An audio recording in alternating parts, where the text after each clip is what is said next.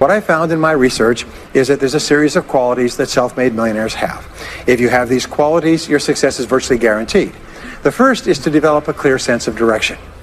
You can't hit a target that you can't see.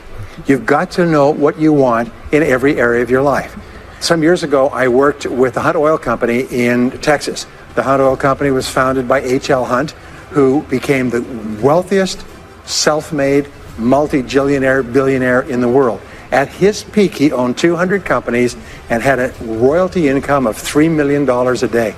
It may not happen in 6 months, it may not happen in a year, it may not happen in 2 years, but at some point, my dream is going to become a reality. Every single day, we're not waiting for it to happen. We just don't have sight. Sight is for people who live in the present. We have vision. We're going to make it happen before it happens. Many years ago, I started off poor. I started off broke. I started off pretty stupid. And over the years, I began to study the subject of success. And I had one simple idea that came upon me in my late teens, and I think it was the most important idea that I've ever had. And it was simply this, that if you study successful people and you do what they do, you will be more successful. And if you study unsuccessful people and you avoid doing what they do, then you will not be a failure. And what I want to talk to you about tonight is some of the principles that I've discovered in over 20 years of research. I have studied successful men and women. I have read biographies and autobiographies. I have looked at the characteristics and principles of them. I've studied philosophy and economics and religion and psychology and metaphysics. And I've come to 10 key qualities. Now, there may be more and there may be less, but I find that each of these 10 qualities that successful men and women have, that if you have these 10 qualities, there's nothing in the world that can stop you. Everybody wins and no one loses. Our first interest is to survive. What does it take to survive? Our second interest is to succeed. What does it take to succeed? What does it take for me personally to survive and to succeed? Can I legitimately be interested enough in the things that help me both succeed and survive? Here's what I discovered. The answer is yes. And he was interviewed by a friend of mine on television before he died in the early 70s. And he was asked, what are the secrets to success? He said, the keys to success have only been two through all my life, and I will tell you what they are. He said, number one, he said, decide exactly what it is you want and write it down. And number two is determine the price you're going to have to pay to get it, and then resolve to pay that price. Now, let me give you a quick exercise, which is my only take-home or homework exercise for our time together. I want you to take a piece of paper like this and write down 10 goals that you'd like to accomplish in the next 12 months. Write the word goals and today's date at the top of the page. Write down 10 goals you'd like to accomplish, and then ask yourself this great question. If you could only accomplish one goal on this list, which one goal would have the greatest positive impact on your life? Now, this is a great question because it'll usually jump out at you. You say, that's the one. If I had this, that would have more of an impact on my life than anything else. Put a circle around that goal and then turn the page over and write it at the top of the page. Set a deadline on the goal. Make a list of everything that you could think of to do to achieve the goal, and then begin working on your list. And here's the kicker. Do something every day. Do something every day that moves you one step forward towards your major goal.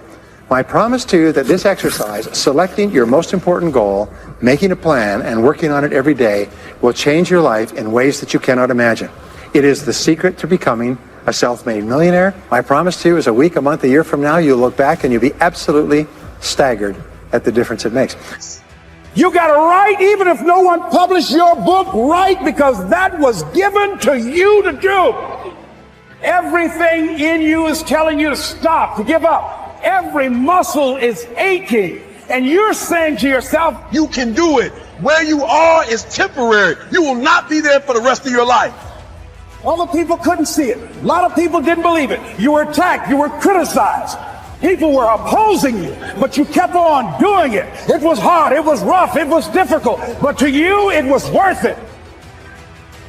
So let's talk about these principles. The first principle is clarity. So it means clarity of thinking. It means thinking clearly, and it extends from thinking clearly to a series of other things.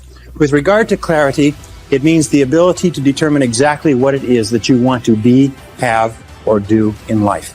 And the more I study successful men and women, the more I find that every single one of them, the top 5%, are very clear about where it is they're going and what it is they want to accomplish. And when I look at unsuccessful men and women, or men and women who seem to be unhappy and floundering, I find that almost invariably they have a very, very limited sense of direction, sometimes no sense of direction at all.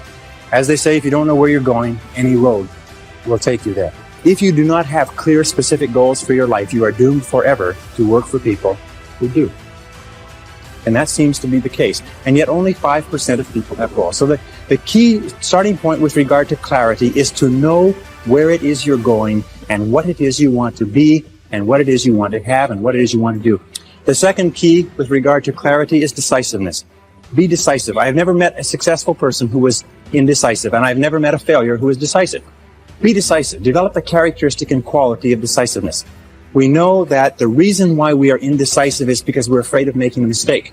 But the terrible thing is that the way that we think becomes a habit, and the habit of indecisiveness can condemn us to failure. We can be talented and intelligent and ambitious, but if we cannot make the hard decisions in our life, and if we cannot make decisions readily, then what happens is we always have to work for people who do make decisions readily. Now, the interesting thing about decisions is that about 80% of decisions should be made the first time they come up. And if you make decisions every single time they come up, sooner or later you will develop the habit of decisiveness. You'll be very clear about what it is you want, and it's easy to make decisions if you know what it is you want to accomplish. I was giving a seminar not long ago, and a gentleman came up to me. He said, you know that goal setting exercise? It changed my life. He said, I was broke, I was divorced. He says, I was an alcoholic, and somebody dragged me to one of your seminars. He said, and I did that exercise, and I picked my major goal. He said, it changed my life. I said, in what way? He said, today, he said, I'm worth $40 million. I said, wow. He said, yes, and I owe it to that lesson. Number two is Trust your ideas. And that's the only difference between very wealthy, successful people and the average person, is that they simply follow their intuition. They're not smarter, they're not different, they're not more educated, they're not more talented, they just follow that inner guide. According to the research, all you need is an idea that's 10% new to start a fortune. Interesting point. The single greatest source of self-made millionaires in America, do you know what industry it is? Can you guess? You wouldn't believe it. Dry cleaning. Dry cleaning shops is the greatest single source, one industry that's contributed more self-made millionaires than any other industry. I'm going to tell you something. Most people become millionaires by offering a good or service that people use all the time, and they offer it just a little bit better. They do it just a little bit faster. They put a little bit more grace or finesse into what they're doing. They handle it, they wrap it, they are more polite. The restaurant that has people coming back to it. the most amazing thing that you found throughout your life is that when you make a decision, that wonderful quote that Cam quotes, when you make a decision, nature moves too. All manner of things begin to happen that would not have happened in the absence of the decision. So very often you'll make a decision either to get in or get out, either to do it or not do it, to make a commitment or walk away, and that commitment suddenly triggers a whole series of activities and actions like dominoes. They just start to click. You get phone calls and you get letters and you get emails, and all kinds of things begin to happen immediately after you make a very clear decision, which means that you set a very clear goal. And writing the goal down, as we say, is very powerful.